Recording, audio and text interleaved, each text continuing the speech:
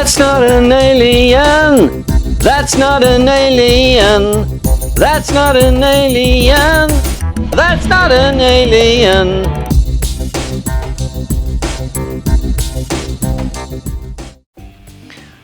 That's not an alien. But it is a book, and it's full of politics. Politics, politics, politics. So when I first wrote this book, it was inspired by the Clinton impeachment. Way back in 1990 something. So far back I don't even remember. But I do remember there was the Starr report. And a journalist said, and today we have the Starr report. There's 20 pages on President Clinton lying to Congress and 100 pages all about his affair with Monica Lewinsky. So I thought, oh yeah, he's not really... Yeah, it's all the Republicans getting morally outraged at the president's peccadilloes rather than a genuine reason, you know, he didn't start an illegal war or something. Huge divide between the Republicans and the Democrats. So I thought, well, that's good fodder for writing a book. I would have a book where America breaks into separate countries, Republican and Democrat. And then when Trump came along, and he was so divisive, just attacking gay people and transsexuals, and then later on getting rid of DEI. So I thought, wow, here's more fodder for me. A black country and a gay country and a transsexual country, and the Mormons want to have their own country. Everyone wants to have their own country because they all can't get along with each other. And just like the Democrats and the Republicans, they're getting further and further away to the extremes, and there's sort of no one left in the middle. And I had this joke that when Donald Trump became president, Saturday Night Live just fired half their writers because Trump was just writing their jokes for them, which is pretty much true. I mean, I started off with a trilogy, and because publishers don't like books over 100,000 words, I decided it would be best if I split them up. Not just, not make the first book 100, less than 100,000, and then from then on it doesn't matter because I'll be famous. Just to be on the safe side, I split them up into 8. There were 8 books in this alien saga. And at the moment I'm working on books 7 and 8. Because even there, they were a bit too long and I had to split them up. I was writing that book, and I had this Macpacker fella, the bad guy general, ends up running for president. And of course, what does he do? He says things like, they're eating the dogs. I'm writing this book about an election. At the time there's an election, and Trump is just feeding me all these ridiculous things to say, like they're eating the dogs. There was just so much in the political sphere. As soon as Trump became president, I started calling him Adolf Hitler. I thought, this guy's exactly the same as Adolf Hitler. And then along comes J.D. Vance, and he called him America's Hitler. And then he sort of backtracked on that, and then happily became America's Joseph Goebbels. So there was just so much political stuff in there that was grist to my mill. And then there will be attacking black people and these people from shithole countries and that kind of thing, and the gays and the transsexuals, and he was just writing my book for me. I had to put in there something about when Trump came along, America was so divided that all the black people moved to one state, and all the gay people moved to California, and all the trans people moved here.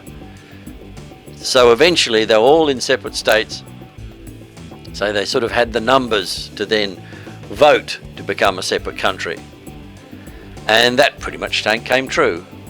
Apparently Colorado is a bit of a haven for transsexuals. They're leaving Republican states and moving to these other states where it's safer for them to live. There are certain states which have a high Muslim population, and of course Utah is full of Mormons.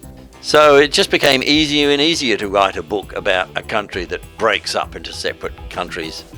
Not just separate states, these are separate countries where they have their own laws, and eventually they'll want to have their own armies. Yes, it's very complicated. I don't really go into things like the war in Gaza or the war in Ukraine. I'm sort of having separate wars. And I don't really go into that much detail about the wars that are going on, but I certainly like to talk about the politics. So I have these Russians, and they invite the Chinese ambassador to tea, and accidentally spill the tea on the floor, and the carpet starts burning. So that was a reference to the Russians with their sort of chemical warfare. And tragedy plus time equals comedy. Well, I wasn't exactly sure how much time. Like, I'd make a joke about polonium, and then the Russians would come back with another poisonous substance, making a joke about something that was in the past, but then it comes back again. And as one of the characters says in That's Not an Alien, if you don't learn from the mistakes of history, you won't know which ones you're repeating. He was supposed to be getting the quote wrong, but the quote he eventually came up with is actually more apt. It's not a case of, oh, you're destined if you don't learn from history. Even if you do learn from history, you're going to be making the same mistakes. If you vote to do this, then at the next election, you either vote to do that again, or you vote to do the opposite. And then at the next election, you vote to do the opposite, you're back to the same. The French, le plus ça change, le plus ça même change. The more things change, the more they stay the same. So yeah, you're just going to be making the same mistakes over and over. So as long as you recognize which ones they are. Sometimes I predict the future in this book, but it's basically, no, we made that mistake, so now it's time for us to make this mistake instead. So there's lots of that in this book. And then I started predicting the future. Like, there was a scene where these women were protesting, saying if the Republicans get their own country, they'll try and overturn Roe versus Wade. And that was supposed to be a sort of, ooh, black comedy, oh, what a fanciful scenario. And then it happened.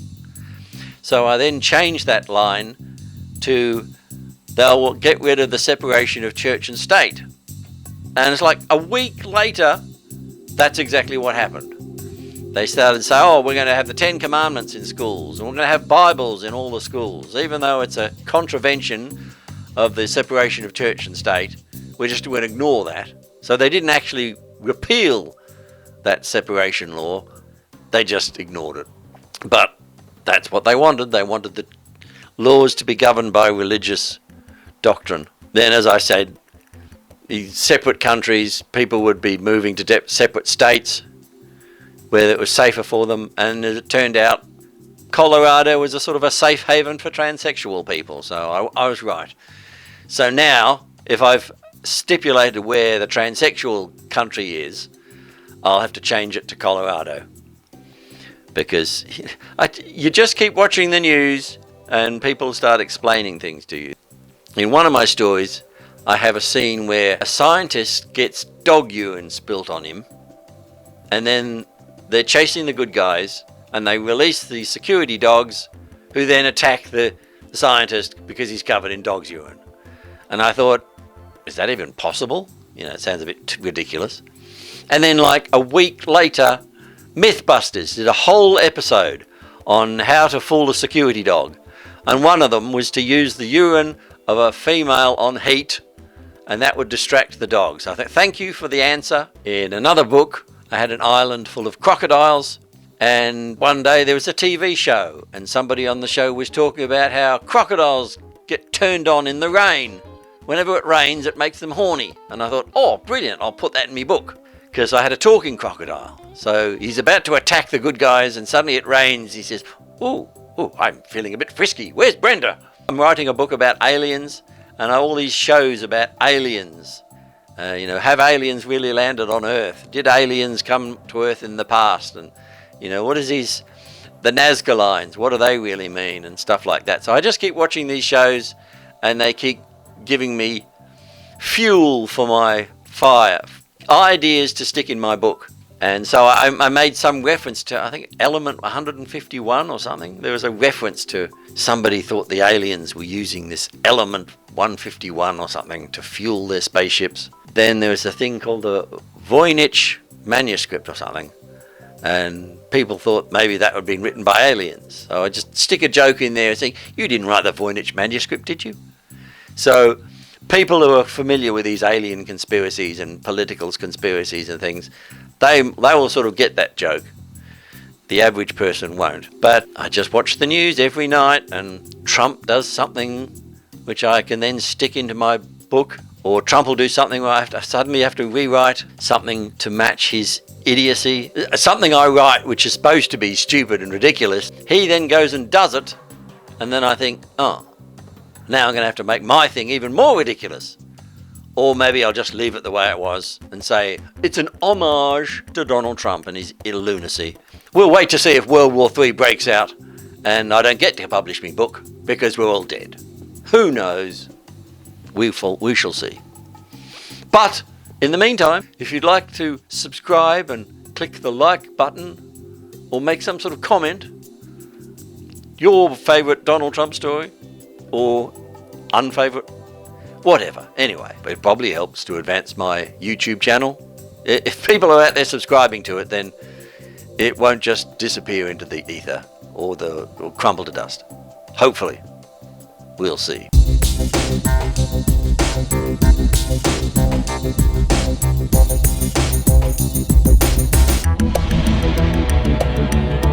Why not subscribe to youtube.com/ScuddyArk and live happily ever after in your dreams?